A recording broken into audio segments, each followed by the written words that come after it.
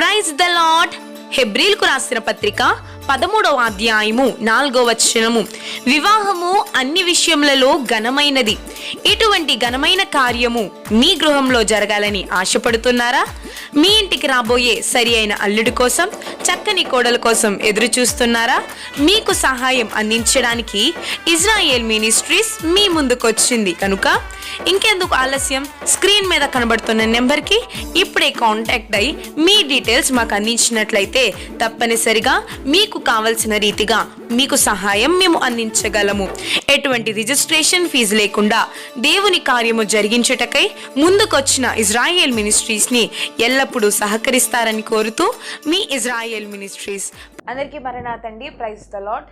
Israel ministries అనే ఈ కార్యక్రమాన్ని వీక్షిస్తున్న మీ అందరికీ మా హృదయపూర్వకమైన వందన మరణాతలు. మరణాత దేవుని యొక్క ఉచితమైన మహాకృపను బట్టి గత కాలమంతా కాచి కాపాడి మరొకసారి దేవుని ఇలా స్తుతించుకోవడానికి, దేవుని నామాన్ని మహింపరచుకోవడానికి దేవుడిచ్చిన యొక్క విలువైన అవకాశాన్ని బట్టి దేవాతి దేవునికి ఎంతగానో వందనాలు చెల్లించుకుంటున్నాము.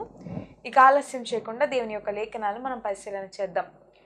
ఈరోజు మనం చెప్పుకోబోయే అంశం ఏంటంటే, దావీదు గారి యొక్క విజయంలో మొదటి పాత్ర అయిన రాయుల గురించి మనం చెప్పుకుందాం. అయితే దావీదు గారు మనందరికీ తెలుసు, దావీదు గారు ఒక తృణీకరించబడిన వ్యక్తి అని, దావీదు పుట్టిక కూడా రహస్యంగా జరిగిందని, అంటే తండ్రికి ఇష్టం లేక, తన సహోదరులకి ఇష్టం లేక, తల్లి వెలివేయబడి తల్లి కూడా ఇష్టం లేక కనడం, ఎవరికి ఇష్టం లేదు. దావీదు గారి లోకంలోకి రావడం ఎవరికి ఇష్టం లేదు. దావీదు గారు ఒక యెషీ కుమారుడు అనిపించుకోవడం ఎవరికి ఇష్టం లేదు. ప్రతి ఒక్కరూ తృణీకరించారు దావీదుని. పుట్టడం ఇష్టం లేదు, దావీదు పెరగడం ఇష్టం లేదు, దావీదు తన కొడుకు అని చెప్పుకోవడం ఇష్టం లేదు, దావీదు తన ఇంటివాడని చెప్పుకోవడం ఇష్టం లేదు. అదే దావీదు గారు పోనీ ఏదైనా అందంగా ఉన్నారు అని పేరు కూడా లేదు. దావీదు గారికి ఒక ప్రత్యేకమైన గుర్తింపు లేదు. దావీదు గారు ఏదో అలా పక్క నుండి ఏదో అలా మందరు మేపుకుంటూ అంతే జీవితం. దావీదు గారికి కూడా తెలుసది. అందుకే దావీదు గారు కూడా అంటారు, నేను తృణీకరించబడిన వాడిని, నేను రహస్యముగా పుట్టాను, అయితే నన్ను అందరూ తృణీకరించారు. A to Z ప్రతి ఒక్కరూ తృణీకరించారు దావీదు గారిని. దావీదు గారి లైఫ్ ప్రతి ఒక్కరూ ద్వేషించారు.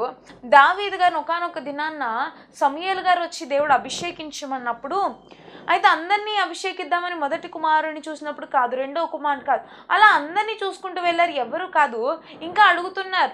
అతను అడుగుతున్నప్పుడు యెషీని, ఇంకా ఎవరైనా ఉన్నారా నీ కొడుకంటే, ఒకడు ఉన్నాడు లేండి, ఏదో మందలు మేపుకుంటాడు, వాడు పనికిరాడు, వాడు వేస్ట్, రాజుకు అసలు అర్హుడే కాదు, వీళ్ళలోనే మరలా ఒకసారి చూడండి అంటే అతని ముందు పిలిపించండి అంటే ఎడారిలో నుండి పిలిపించినప్పుడు ఆ దావీదును చూడగానే సొలొమోన్ గారు కూడా, సమూయేలు గారు కూడా అనుకున్నారు, ఏంటి వీడినా దేవుడు అభిషేకించమన్నది, ఇంత పొట్టివాడు, లేదంటే ఏదో ఏదో ఏదో చిన్నగా ఉన్నాడు, వీడిని అభిషేకించడం ఏంటి, వీడిన రాజుని చేస్తానంటున్నాడు అని సమూయేలు గారు కూడా అనుకుంటే దేవుడు అంటున్నాడు, సమూయేలు మీరు మనిషిని పైరూపాన్ని లక్ష్య పెడతారు, కానీ నేనైతే హృదయ అంతరంగాన్ని లక్ష్య పెడతాను. దేవునికి స్తోత్రం, హల్లెలూయా. దావీదు గారిని దేవుడు బలంగా వాడుకోవడం స్టార్ట్ చేశాడు. అయితే దావీదు గారు అంటే దేవుడికి చాలా ఇష్టం, నిజమే. కానీ దావీదు గారికి ఎప్పుడు ఘనత వచ్చింది? దావీదు గారికి ఏ సందర్భము నుంచి ఘనత రావడం స్టార్ట్ అయింది అంటే, ముందుగా దావీదు గారిని ఎవరు పట్టించుకోలేదు. దావీదు అనే పేరు కూడా సాధారణంగా చాలా మందికి తెలియకపోయి ఉండొచ్చు. ఏదో యెషీ కుమారుడు అని పక్కకు పడేసారు, అంత అయిపోయింది. దావీదు అని ఎవరికి తెలియదు, దావీదు గారి గురించి ఎవరికి గుర్తింపు లేదు, దావీదు గారికి ఘనత లేదు, దావీదు గారికి ఒక విలువ లేదు తన జీవితంలో. కానీ ఒకే ఒక్క సందర్భం దావీదు గారి స్థితినే మార్చేసింది. ఆ సందర్భం ఏమైనా ఉంది అంటే, దావీదు గారు గొల్లియాతుని ఓడించడమే. దేవునికి స్తోత్రం, హల్లెలూయా. దావీదు గారు గొల్లియాతుని ఎలా ఓడించారు మనందరికీ తెలుసు. ఈ యొక్క సౌలు ఏంటి, ఆ యొక్క ఇజ్రాయేలు ప్రజలేంటి, అందరూ సైన్యం ఏంటి, ప్రతి ఒక్కరు భయపడిపోతున్నారు గొల్లియాతుని చూసి. అక్కడ దాకా యుద్ధానికి వెళ్తున్నారు, దాక్కుని మరలా తిరిగి వచ్చేస్తున్నారు, ఎక్కడ చంపేస్తాడని. అంత హైట్ ఉండి, అంత పవర్ ఉండి, అంత పర్సనాలిటీతో, మంచి విద్య కలిగి, యుద్ధం నైపుణ్యత కలిగిన ఈ యొక్క గొల్లియాతుని చూసి భయం వేసేస్తుంది అందరికీ. ఆఖరికి సౌలు రాజుకు కూడా భయం వేసేస్తుంది, అందరూ భయపడిపోతున్నారు.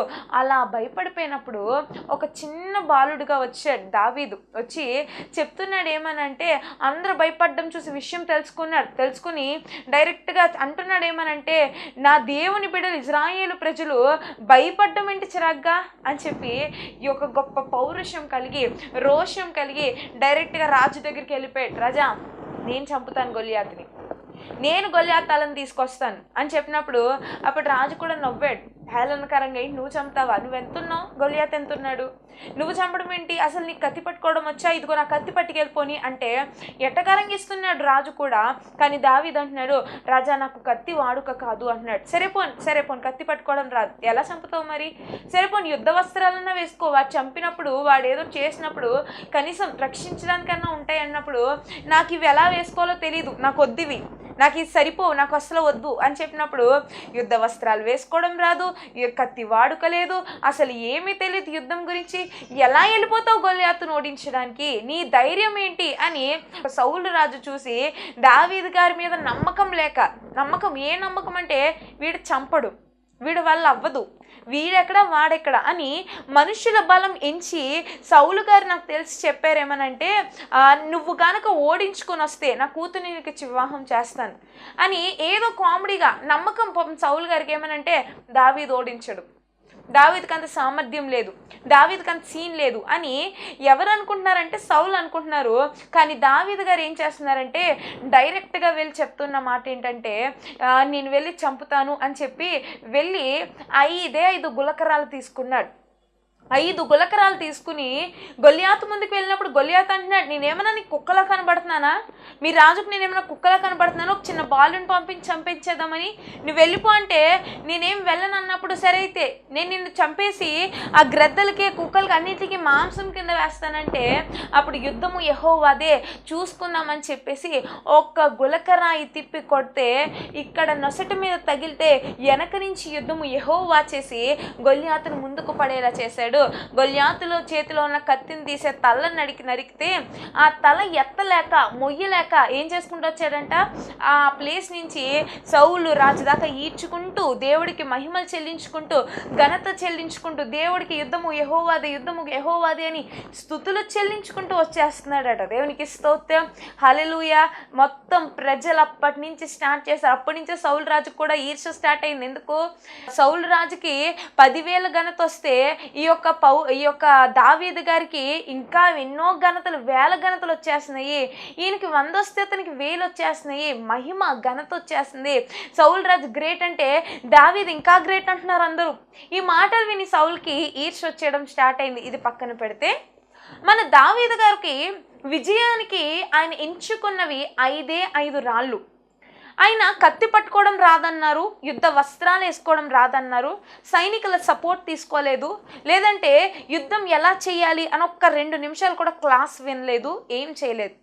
అందరూ హేళనకరంగా మాట్లాడినప్పటికీ ఇది నీ వల్ల కాదు అని దావీదుకి తృణీకరించి చెప్పినప్పటికీ, నువ్వు చేస్తావా అని ఎటకారంగా మాట్లాడినప్పటికీ కూడా దావీదు చెప్పిన మాట యుద్ధము యెహోవాదే చెప్పిన తర్వాత దావీదు గారు వెంటనే వెళ్ళి 5 గులకరాలని యుద్ధం చేయడానికి ఎంచుకున్నారు దావీదు గారు. దేవునికి స్తోత్రం, హల్లెలూయా. ఇది చాలా సాధారణమైన విషయం. 5 గులకరాలతో కుక్కను కూడా చంపలేం మనం. చంపగలమండి? చంపలేం. ఒక గులకరాయి కొట్టినప్పటికీ అది పారిపోతుందో లేదంటే ఇంకోటి ఎదుగుతుంది. 5 గులకరాలు తీసుకుని కుక్కని చంపలేరు ఎవరు కూడా. ఒక పిల్లిని చంపలేరు, అంతెందుకు ఒక ఎలకని చంపలేరు.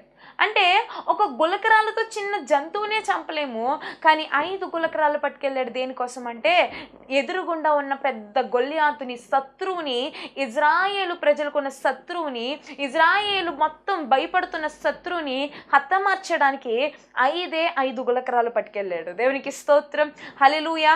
ఈ 5 గులకరాలు వేటి సూచనగా పట్టుకెళ్ళాడు. ఈరోజు నేను మీకు త్వరగా చెప్తాను. అయితే దావీదు గారు 5 గులకరాలని 5 సూచనల నిమిత్తం పట్టుకెళ్ళాడు. మొట్టమొదటి గులకరాయి ఏంటంటే దావీదు యొద్ద మొదటి రాయి పౌరుషానికి, దేవుని గూర్చిన పౌరుషానికి గుర్తుగా ఉంది. దేనికండి? పౌరుషానికి.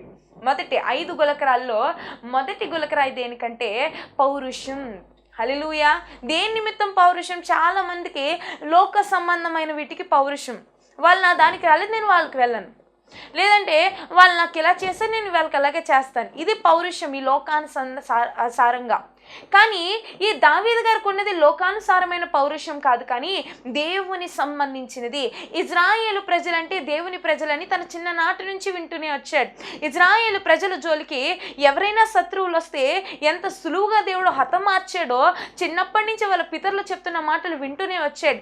ఇజ్రాయేలు ప్రజల్ని ముందుకు నడిపించడం కోసం ఎర్ర సముద్రాన్ని 2 పాయలు ఎలా చేశాడో తెలుసుకుంటూ వచ్చాడు. ఇజ్రాయేలు ప్రజలు ఆకలి తీర్చడం కోసం మన్నాను కురిపించడం తెలుసుకున్నాడు.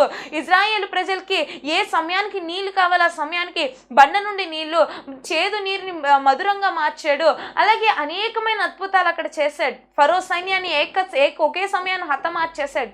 ఇంకా శత్రు భయం లేదు, లేదంటే ఇంకా ఏమైపోతుందా అని భయం లేదు. అందరినీ కూడా గమ్యానికి చేర్చుతూనే తీసుకొచ్చాడు. ఒక నాయకుడి తర్వాత ఇంకొక నాయకుడిని పెట్టాడు. వారికి అపజయం లేదు.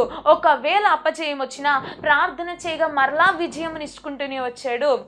అటువంటిది ఇజ్రాయేలు ప్రజల్ని బిలాము ప్రవక్త శపిస్తాడు అని అనుకుని శపిద్దాము అని అనుకుంటే బిలాము ప్రవర్తకున్న దైవ దర్శనాన్ని తీసేస్తాడు. నా ప్రజల్ని నువ్వు శపిస్తావా అని. అయితే ఇంత పవర్ ఉంది దేవుని ప్రజలకి. ఇజ్రాయేలు ప్రజలంటే దేవుని ప్రజలని, ఇజ్రాయేలీలు దేవుని బిడ్డలని చెప్పేసి ఇంతగా గుర్తించిన దావీదు ఈ ప్లేస్కి వచ్చినప్పుడు, ఈ యొక్క రాజు దగ్గరికి వచ్చినప్పుడు, సైనికుల దగ్గరికి వచ్చినప్పుడు అందరూ భయపడిపోతున్నారు. ఇప్పుడు రాజ్యం పరిస్థితి ఏంటి? నాశనం అయిపోవడమేనా? ఆ గొలియాతో చంపేస్తాడా? మనం ఎవరు యుద్ధం చేసే స్థితిలో లేము. ఆఖరికి రాజుతో సహా భయపడిపోవడం చూసి దావీదుకి పౌరుషం రావడం స్టార్ట్ అయిపోయిందట. దేవునికి స్తోత్రం, హల్లెలూయా. ఎంత పౌరుషం వచ్చేసిందంటే ఈ యొక్క ఇజ్రాయేలీని వేరేవాడెవడో చంపుతాడా? అసలు వాడికి ఏ రైట్ ఉందని? ఇజ్రాయేలీల ప్రజల పక్షంగా దేవుడు, జీవము కలిగిన దేవుడు నిలబడితే వాడి పక్షాన్ని ఎవడు నిలబడ్డాడు? మనం భయపడ్డం ఏంటి చిరాగ్గా?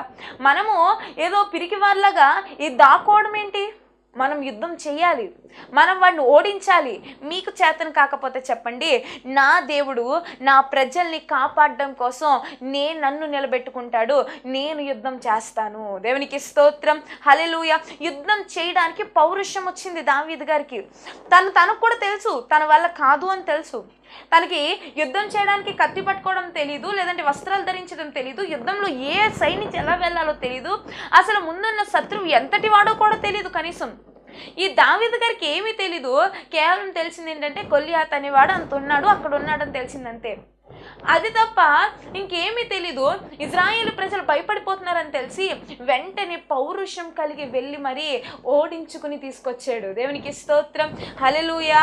అంటే దావీదు గారికి మొదటి ఘనత ఎందుకు వచ్చిందో తెలుసా? పౌరుషం. ఈరోజు నీవు పౌరుషంగా ఉంటున్నావా దేవుడి విషయంలో? దేవుడి విషయంలో అనేక మంది అనేక రకాలుగా నిందిస్తుంటుంటే, అనేకమైన మాటలు అంటుంటే, మరి నీ పౌరుషం కలిగి నువ్వు ప్రార్థిస్తున్నావా దేవుడికి?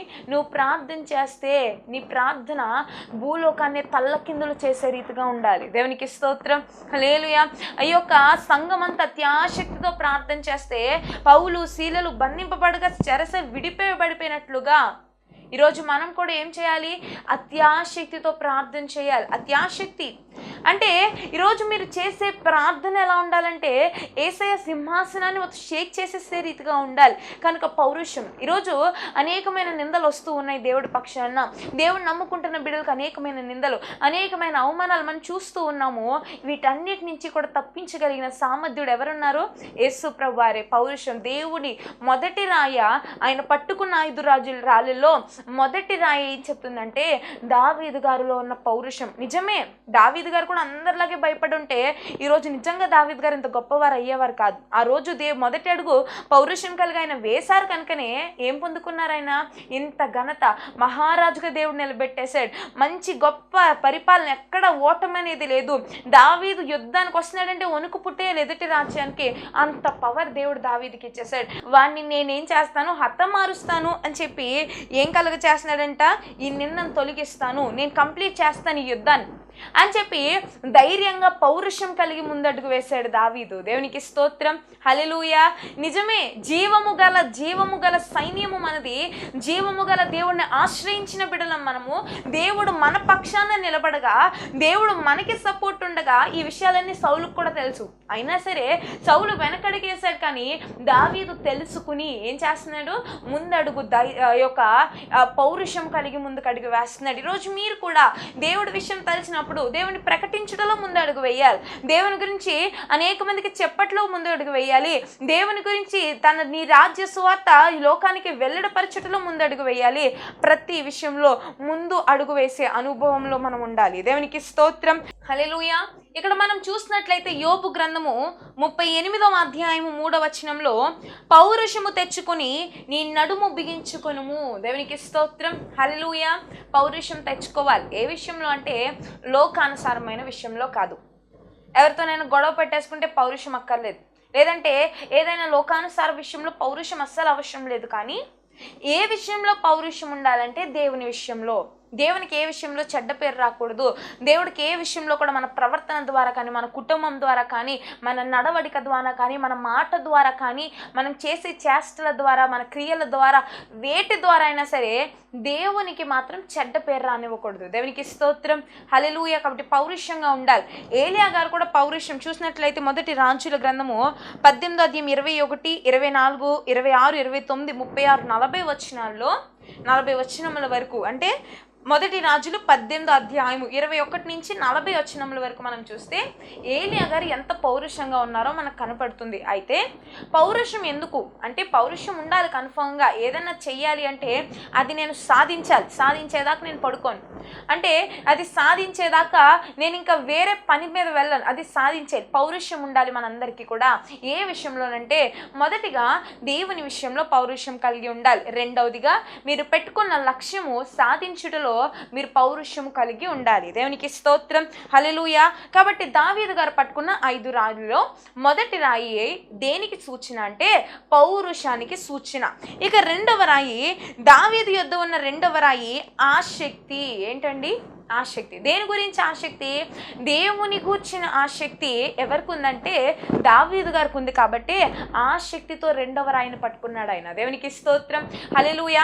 ఆసక్తి అంటే ఇప్పుడు చూడండి, దావీదు గారు అసలు దేవుడికి ఎందుకు అంత ఇష్టమైపోయారు? చాలామంది ఉన్నారు కదా, పోనీ మందని మేపుకుంటూనే ఉన్నాడు, తృణీకరించబడ్డాడు, అందుకే ఇష్టం అనడానికి లేదు. చాలామంది మేపుకుంటున్నారు కదా మందని, చాలామంది ఉన్నారు కదా. దావీదు అంటేనే దేవుడికి ఎందుకు ఇష్టం? దావీదుని సింహాన్ని సహితం చంపగలిగిన శక్తి దావీదుకే ఎందుకు పెట్టాడు? దావీదుకి ఎలుగుబండిని చంపగలిగిన సామర్థ్యం ఎందుకు పెట్టాడు? దావీదుకి ఇంత పౌరుషము కలిగిన మాట్లాడి పౌరుషము కలిగి ముందడుగు వేయగలిగిన సామర్థ్యాన్ని దావీదుకి దేవుడు ఎందుకు పెట్టాడంటే దావీదు గారి యొక్క స్తుతులంటే దేవుడికి ఇష్టము. దేవునికి స్తోత్రం. హల్లెలూయా. ఆయన స్తుతుల పైన ఆసీనుడు ఈ దావీదు గారిలో ఉన్న ఆసక్తిని చూశాడు. దావీదు గారికి చెప్పేవారు లేరు, నన్ను ఇలా నడవాలి, అలా ఉండాలి, ఇలా బిహేవ్ చేయాలి, అలా బిహేవ్ చేయాలని చెప్పే పెద్దవాళ్ళు లేరు. మంచిగా నడిపించే తల్లిదండ్రులు సపోర్ట్ లేదు దావీదు గారికి. ఎక్కడో మందనం ఎప్పుండాలో పడున్నాడు. దావీదు గారికి లోకంలో విలువ లేదు. అయినప్పటికీ చెప్పేవారు లేరు. అయినప్పటికీ కూడా తెలుసుకుంటున్నాడు ఆసక్తిగా. ఏం జరిగింది? మన పితరులకు ఏమైంది? ఆ యొక్క ఎర్ర సముద్రం ఎలా చీల్చబడింది? లేదంటే మన పితరులు ఎలా అక్కడి నుంచి ఇక్కడ దాకా రాగలిగారు? అసలు ఏంటి ఏంటి ఏంటి అనేది ఈ దావీదు గారు ఏం చేస్తూ ఉన్నారు? ఆసక్తిగా దేవుని గూర్చి వింటూ ఉన్నారు. దేవునికి స్తోత్రం. హల్లెలూయా. చూడండి, ఒకరి మీద మనకు ఆసక్తి పెరగాలంటే, ఏదైనా ఒక విషయం పైన మనకు ఆసక్తి రావాలంటే, ఏదైనా సరే మనం సాధించాలి అంటే ముందు దానికోసం మనకు తెలియాలి. తెలియకుండా ఏదో వెళ్ళిపోయామంటే అది అవ్వదు కదా. దాని గురించి ఆసక్తి రావాలి, దాని గురించి మనం తెలుసుకోవాలి. అది ఏంటి, ఫలానా ఏంటి అని మనం తెలుసుకుంటే, ఆ వ్యక్తి కోసం మనం తెలుసుకుంటే ఆసక్తి కలిగి ఇంకా ఎక్కువ మనం ఇష్టపడడం స్టార్ట్ చేస్తాం. ఆ పనినైనా లేదంటే వ్యక్తినైనా ఎవరినైనా ఏదైనా సరే ఒక పనిలోకి మనం వెళ్ళాలనుకుంటే దాని గురించి పూర్తి వివరణ తెలుసుకున్నాం అనుకోండి, ఇంకా ఆసక్తిగా చేస్తాం, ఇంకా ముందుకు వెళ్తాం, ఇంకా ఇష్టపడతాం ఆ పనిలో. అదే రీతిగా దావీదు గారికి ఎంత ఆసక్తి అంటే ఇంకా ఇంకా తెలుసుకోవాలనిపిస్తుంది దేవుడి కోసం. ఎలా రక్షించాడు అసలు, ఎలా అంతమందిని నడిపించాడు, అంతమందికి మన్నాను ఎలా కురిపించాడు, అసలు అంతమందికి నీళ్ళు ఎలా సరిపెట్టాడు, ఆ చెప్పులు అరగకుండా ఎలా చేశాడు, వేసుకున్న బట్టలు చిరిగిపోకుండా లేదా నలిగిపోకుండా ఎలా కాపాడాడు, అంతమంది నడిస్తే ఆ ధూళి దుమ్ము లేకుండా ఎలా కాపాడాడు, ఏదో చిన్న విషపురుగు ఉంటుంది కదా అడవి వెనక, అంతా కూడా లేకుండా ఎలా అసలు కాపాడాడు, ఎలాగ అసలు ఇంత లక్షలాది మందిని ప్రజలు నడిపించాడు. అసలు దేవుడు ఎంత గొప్ప కార్యం అసలు ఎలా చేయగలిగారు అని ప్రతి క్షణము కూడా ఆసక్తితో మరలా ఏం చేయడం స్టార్ట్ చేశారండి? వినడం స్టార్ట్ చేస్తూ ఉన్నారు. దేవునికి స్తోత్రం, హల్లెలూయా. ఆ ఆసక్తి ఉంది కాబట్టి ఇప్పుడు రోషం కలిగి చెప్తున్నారు ఏమనంటే, ఆ సున్నతి లేని ఫిలిష్తీయుడు ఎవడు అసలు ఇశ్రాయేలు ప్రజల మీదకి అనగా జీవము కలిగిన దేవుని సైన్యము మీదకి రావడానికి కూడా అసలు ఏ పవర్ ఉంది అని చెప్పి ఈరోజు దావీదు గారు ఏం చేస్తున్నారంటే గొప్పగా బిగ్గరగా చెప్తూ ఉన్నారు వాళ్ళందరికీ కూడా. దేవునికి స్తోత్రం, హల్లెలూయా. కాబట్టి ఆసక్తి దేవుడు చెప్తాడు కదా, చూడండి మొదటి సమూయేలు గ్రంథం 17:29-30 వచనాల్లో మనం చూస్తే, అందుకు దావీదు నేనేమి చేసి తిని మాట మాత్రము పలికి తినని చెప్పి అతని యొద్ద నుండి తొలగి తిరిగి మరి యొక్కని అదే ప్రకారము అడుగగా జనులు అదే ప్రకారము ప్రత్యుత్తరం ఇచ్చిరి. దేవునికి స్తోత్రం, హల్లెలూయా. దావీదు గారు ప్లేస్కి వచ్చి అందరిని అడుగుతున్నారు ఆసక్తి, అసలు ఏం జరుగుతుంది ఇక్కడ, అసలు ఎందుకు ఇంత టెన్షన్ పడిపోతున్నారు, దేవుని ప్రజలకు ఎందుకు ఇంత భయం, దేవుడు మన పక్షాన్ని కదా ఉన్నాడు, అసలు ఎందుకు ఇంత టెన్షన్ అని చెప్పి దావీదు గారు ఆసక్తిగా తెలుసుకోవడం స్టార్ట్ చేస్తున్నారు. దేవునికి స్తోత్రం, హల్లెలూయా. మనం కూడా యేసయ్యని అడగాలి. ఊరికే లోకంలో ఏదైనా గొడవ జరిగితే చూడండి, కొంతమందికి చెవులు అస్సలు ఆగవు. అంటే ఎక్కడైనా ఏదైనా గొడవ జరుగుతుంది అనుకోండి, ఏం చేస్తాము, వెంటనే వెళ్ళిపోవడానికి ఇష్టపడిపోతూ ఉంటాం కదా, చాలా చెవులు యాక్టివ్ వైపుకే లాగేస్తూ ఉంటాయి. ఏం జరిగింది. కానీ దావీదుకి ఇది కాదు ఇంట్రెస్ట్. మనం గమనిస్తే ఆ ప్లేస్కి వెళ్ళిన తర్వాత ఇజ్రాయేలు ప్రజలు, రాజు, సైన్యం అందరూ టెన్షన్ పడ్డం చూసి ఏం జరిగింది అని ఆసక్తిగా అడుగుతున్నాడు. మరి ఈరోజు మీకు కూడా దేవుణ్ణి అడిగే అనుభవంలో ఉండాలి. ఏంటి మీరు ఏదైనా ఆన్సర్ కావాలంటే ఎవరిని అడగాలి? అది యేసు ప్రభువుని అడిగే అనుభవంలోకి రావాలి. దేవునికి స్తోత్రం, హల్లెలూయా. చూడండి లూకా సువార్త 19:9 వచనాల్లో చూస్తే అడగాలి. జక్కయ్య గారు యేసయ్యని అడిగారు, అంతేకాదు ఇంకా చాలా మందిని మనం చూస్తాం. యేసయ్యని అడగాలి ఖచ్చితంగా. అడుగుడి మీకు ఇయ్యబడును అని చెప్పిన దేవుడు అడిగితే ఖచ్చితంగా ఇస్తాడు. ఆశ గల ప్రాణాన్ని తృప్తిపరుస్తానని చెప్పాడు. మీరు ఆశ కలిగి ఉంటే చాలు, ఆ ఆశను దేవుడు ఏం చేస్తాడు? తృప్తిపరుస్తాడు. కాబట్టి రెండవదిగా ఆయన పట్టుకున్న రాయి ఏంటంటే, ఏం పట్టుకున్నాడండి ఆయన రాయి? ఆ యొక్క ఆసక్తి అనే రాయి పట్టుకున్నారు. దేని గురించి ఆసక్తి అంటే దేవుని గూర్చిన ఆసక్తి. మరి మీరు మొట్టమొదటిగా పౌరుషం కలిగి దేవుని గూర్చిన పౌరుషం ఉండాలి. రెండవదిగా ఆసక్తి అంటే దేవుని గూర్చిన ఆసక్తి ఉండాలి. ఇక మూడవ రాయి ఏంటంటే, దావీదు యొద్ద మూడవ రాయి ధైర్యం. ఏంటండి? ధైర్యం, దేవుని గూర్చిన ధైర్యం. అబ్బాయి ఎంత ధైర్యం అంటే ఒకసారి ఆలోచించండి. ఎంత ధైర్యం ఉంటే అలా ముందడుగు వేయగలడు. అసలు చంపేస్తే పరిస్థితి ఏంటి? యుద్ధం యెహోవాది అని పాడుకుంటూ వెళ్ళిపోతున్నాడు. అసలు అక్కడ యెహోవా పలకకపోతే ఏంటి? అవేం పట్టించుకోలేదు. కానీ ధైర్యము, నా దేవుడు నా పక్షాన ఉన్నాడు. ఆమేన్. ఈ ధైర్యం మనలో చాలా మందికి ఉండదు. ధైర్యం ఉండాలండి. యేసయ్య నాకు తోడున్నాడు, యేసయ్య నన్ను నడిపిస్తాడు, యేసయ్య నన్ను విజయంగా నిలబెడతాడు, యేసయ్య అపజయం లేకుండా నాకు సహాయం చేస్తాడు. ఆమేన్. ఈ ధైర్యము మనందరికీ కూడా ఉండాలి. దేవునికి స్తోత్రం, హల్లెలూయా. మనం చూసినట్లయితే మొదటి సమూయేలు గ్రంథము 17:32 వచనంలో, ఈ ఫిలిష్తీయుని బట్టి ఎవరి మనస్సును కృంగ నిమిత్తము లేదు, నీ దాసుడనైన నేను వానితో పోట్లాడేదనని దావీదు సౌలుతో అనేను. దేవునికి స్తోత్రం, హల్లెలూయా. మొదటి సమూయేలు గ్రంథం 30:6 వచనంలో ఈ రీతిగా ఉంది, దావీదు యెహోవాను బట్టి ధైర్యము తెచ్చుకొనేను. దేవునికి స్తోత్రం, హల్లెలూయా. నేను వాడిని చంపేస్తాను, మీరేం కంగారు పడకండి, ఇజ్రాయేలు ప్రజల గుండెలో ఎటువంటి టెన్షన్ లేకుండా నేను చేస్తాను అని చెప్పి వెళ్తూ ఏం చెప్తూ ఉన్నాడంటే, దావీదు ఎవరిని బట్టి ధైర్యం తెచ్చుకున్నాడంటే, రాజును చూసా రాజే భయపడిపోతున్నాడు, ఇంకెందుకు ధైర్యం? తల్లిదండ్రులను చూసా అస్సలు లేదు. పోనీ అన్నలను చూసా సైన్యంలో ఉన్నారు కదా, అన్నలు కూడా వెనకడిగే వేస్తున్నారు. పోనీ రాజు కొడుకులను చూసి అంటారా, రాజు కొడుకులు కూడా భయపడిపోతున్నారు. పోనీ ప్రజలందరూ మేము వచ్చేస్తాం రాజా, మేము యుద్ధం చేస్తాం రాజా అంటున్నారా, అందరూ భయపడిపోయేవారే.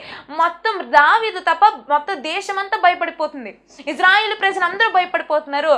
ఆ భయంలో మనిషి మీద ఆధారపడలేదు, మనిషిని చూసి ధైర్యం తెచ్చుకోలేదు, కానీ యెహోవా నామమును బట్టి ధైర్యము తెచ్చుకున్నారు. దేవునికి స్తోత్రం, హల్లెలూయా. దావీదు పట్టుకున్న మూడవ రాయి ధైర్యము కలిగి ముందడుగు వేశారు. ధైర్యం లేకుండా పిరికితనంగా వెళ్ళాడు అనుకోండి, ఆ గొల్లియాతును చూసి మళ్ళీ పరిగెట్టుకుంటూ వచ్చేస్తాడు, ఎంత ఫోర్స్గా వెళ్ళాడు అంతలా. ధైర్యము తెచ్చుకున్నాడు కనుకనే గొల్లియాతు ఎంత రెచ్చగొడుతున్నా, గొల్లియాతు ఎంత చిన్నగా మాట్లాడుతున్నా, ఎంత అలా మాట్లాడుతున్నా సరే ఏం చేస్తున్నాడంటే ఆయన ధైర్యముగా యుద్ధం చేయడానికి వెళ్ళారు. దేవునికి స్తోత్రం, హల్లెలూయా. 4వ రాయి దావీదు దగ్గర ఉన్నది ఏంటంటే విశ్వాసము. విశ్వాసం చాలా ఇంపార్టెంట్. నిజమే, దావీదు యుద్ధానికి వెళ్ళాడు. వెళ్ళినప్పుడు ఇప్పుడు దావీదు దగ్గర ఒకవేళ పొరపాటున అక్కడ యేసయ్య వచ్చి దేవుడు వచ్చి సహాయం చేయలేదు, ఎంత మాత్రము ఈ గొల్లియాతుని ఇలా రాయి వేసాడు, ఇక్కడ తగిలింది, నాన్న పక్కన పడేశారు. అయితే పరిస్థితి ఏంటి?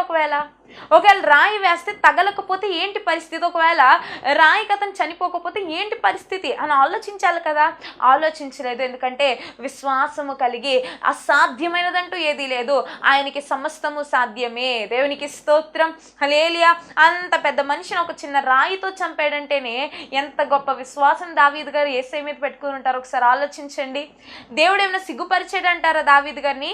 సిగ్గుపరచలేదు. ఆయన వెళ్ళిన విధానము చూసి ఆ పౌరుషము కానీ, ఆ ధైర్యము కానీ, ఆ యొక్క విశ్వాసం కానీ, ఈ అన్నీ చూసి వెంటనే దేవుడు ఏం చేయడం స్టార్ట్ చేశారు?